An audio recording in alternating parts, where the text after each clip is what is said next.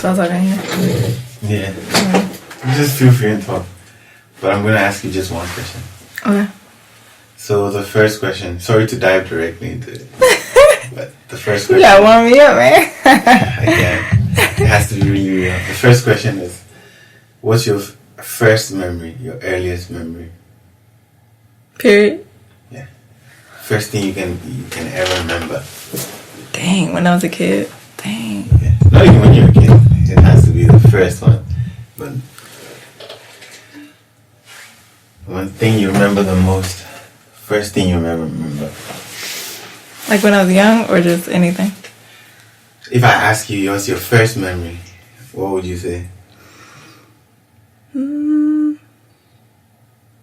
Maybe like moving away to go live with my dad. Yeah? Yeah. How old do you think you were? 6. 6? Yeah. What happened? What's the memory? I was going on a plane by myself when I was 6 years old. And my dad was, my mom was dropping me off at the airport and I didn't want to go. And it was like, I was crying and stuff. And I was very emotional. And I'm like, why I gotta get on this plane by myself? And why do I have to go see my dad who was so far away? Yeah. It was like real deep. Do you remember any details? Yeah. The colors of the cars and stuff around you? I remember like orange and brown because the airlines was orange and brown, Southwest Airlines. And I flew those airlines for like 5 to 6 years when I was traveling back and forth between my parents. And yeah, it was like rainy day and I had to get on the plane and it was scary because I was on the plane by myself and I didn't have anybody going with me, accompanying me. And they're like, yeah, you're going to be on this plane by yourself. And then that's just scary automatically because you're like 6 years old. And you're about to get on a plane by yourself. Yeah. That's the first thing you ever remember? I think so, yeah. Probably because it was so traumatic. Yeah, only because it's traumatic. Probably, yeah. Yeah. That's a good one. Yeah. Everyone has a really different one. Every time I ask, it's kind of the moment in everyone's life. Yeah. I think they remember first. Like a big moment, right? Yeah. Either positive or negative or whatever. But. Yeah. It's mostly negative. Really? Yeah, I don't know why. Everyone. Because probably sticks in your mind. But it changes you for the better, probably make you stronger. Maybe. Yeah. We never know. You never know. Yeah. It's life. Yeah. That's a good one. This is supposed to be one question every episode, but I can't just ask one question. Wow. It's so hard because I've asked 5 people and one question is... The question always leads to another. The answer always leads to another question. That's true. And one other question that came up with the other ones is, what's your first dream? Do you remember? I rarely remember my dreams. Like, I remember for a little bit and then I forget. But, like, that's why I write my dreams down. You write like, significant ones, I write them down. Because I'm like, this is supposed to tell me something. What's the first one you wrote down there? You mind sharing it? The first one I wrote down. The first one? Oh my gosh. It was maybe like, I don't quite remember, but I used to have a journal when I was like 13 or something.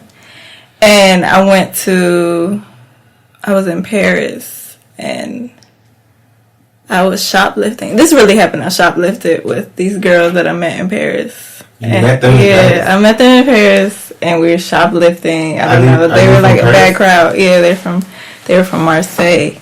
How old were you? I was 13. And I guess rebellious age or whatever. And I actually shoplifted with them there. And I had a dream that I guess my subconscious was messing with me, and I was like, oh my God, like I messed up, like they're gonna get me. So I had a dream that I was gonna go to jail and in Paris, and my family wasn't gonna find me. So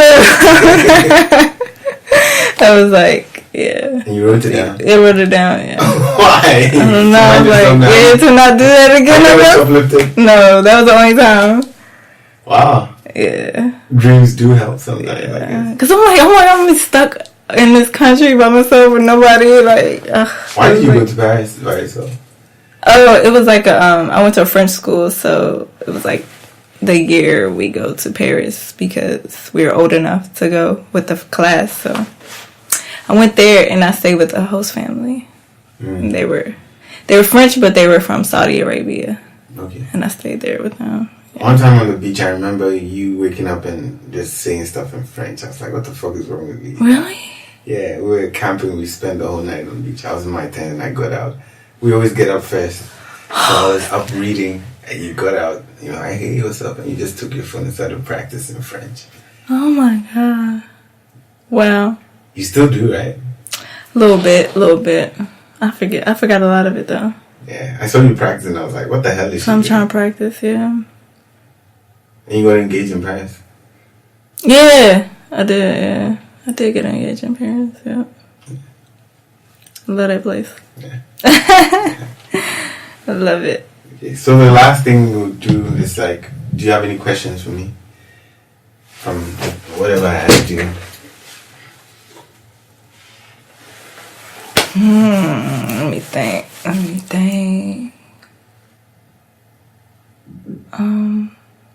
What inspired you to start making music? Producing music myself? Yeah. I heard this album, Born Sinner, by J. Cole. I was really young and I was in med school.